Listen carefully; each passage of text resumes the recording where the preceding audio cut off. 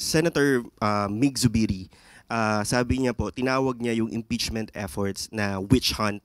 Ang sabi niya po kasi it is aimed at removing Vice President Duterte from the 2028 race dahil po yung survey lead. Ang sabi pa nga po niya ay they want to remove her from public service para yung iba makaupo, mawawala ng kandidato na kalaban pagdating sa halalan ng 2028. At natanong rin po ito kay Vice President Duterte sa The Hague.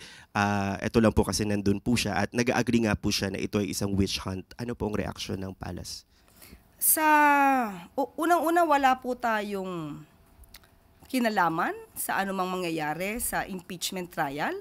Pero bilang isang Senator Judge, mas maganda po, tama po yung dating sinabi ni Senator Cheese Escudero na umiwas sa ganito mga klaseng mga pananaw.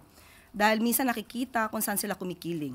Unang-una, witch hunt ang sinasabi nila tungkol sa impeachment trial ni hindi pa nga po nakakapag-start ng trial. So parang isang judge na nagsabing hindi na siya guilty habang hindi pa dinidinig ang anumang ebidensya.